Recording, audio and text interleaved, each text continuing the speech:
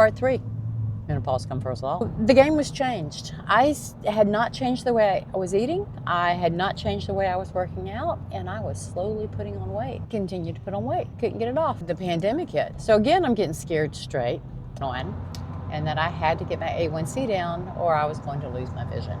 I didn't realize menopause was something that, it was just a single day.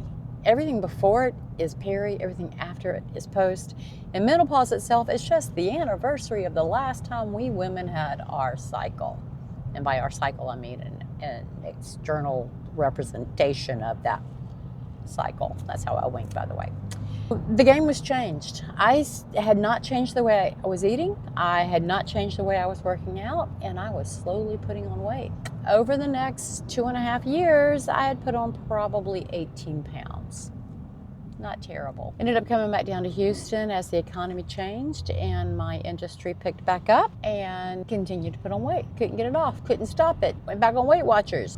Didn't do so good. Got back off Weight Watchers and just kind of said, all right, well, as long as I don't go over this amount, I won't worry about it. Or this amount. The bar kept moving, okay? The bar kept moving. And I kept getting larger. And the pandemic hit. And during the pandemic, I had a sister who was also type 2 diabetic go into a type 2 diabetic coma, and ended up with some significant health issues after that. So again, I'm getting scared straight. Immediately contacted my general practitioner at that point and said, put me back on metformin. I've not been managing. I'll go get my blood work done, et cetera, et cetera. So I went and got my blood work done, got back on metformin, was doing better. Not great, but better. And I've been on metformin since. And that was 2020. All right, come back to Houston for this job. Got a new GP because I was down here more than I wasn't. And I have been in my target range since 2020. Everybody was happy, except for my eyes. And I just go get one of those diabetic eye exams every year. So Hazard reported ahead. So I went to see my optometrist, and he explained to me that my eyes don't think I'm in target range, and showed me what was going on, and that I had to get my A1C down or I was going to lose my vision. That was startling. So I immediately got in touch with my primary care physician, did a virtual.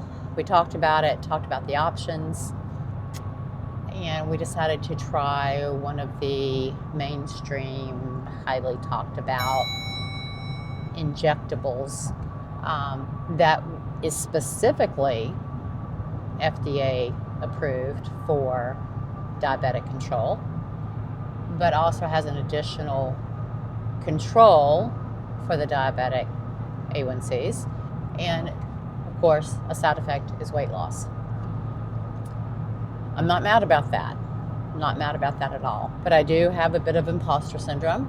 Up until this point, I did all of the weight reduction under my own steam, but I am coming to terms with the fact that my menopausal or postmenopausal body is very different. I don't sleep the same. I don't think the same.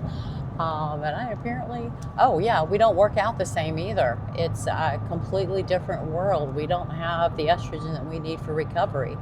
So my workouts are nowhere near as vigorous or endurance-based. However, that's quite the conundrum, because putting on muscle is very important at this age in life and maintaining muscle. So I'm having to learn how to work out for this stage of life, which I very much encourage all of you guys to do. I have a subscription to, but have not been consistent with, DDP Yoga, which has some phenomenal videos of testimony out there that I'm going to link with this video. It is something that I think would benefit us all. And they're very affordable with their subscription fees. So that's where I am. Every day I get up, I make a decision. Today's going to be a good day. I'm going to remain true to my future self.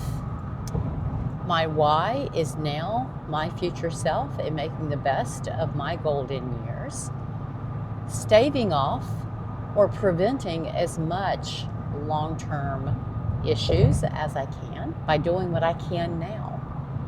So my why is future Jenny.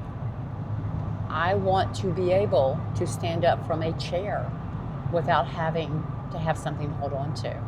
I want to be able to stand up off the toilet without having to use a bar. I want to be able to get off the floor if I fall.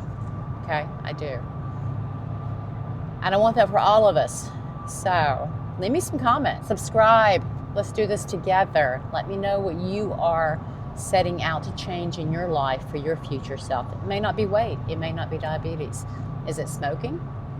Is it repairing relationships that have gone awry that you would like to rekindle? Maybe a sibling, maybe a parent as they're aging and possibly leaving much sooner than you anticipate.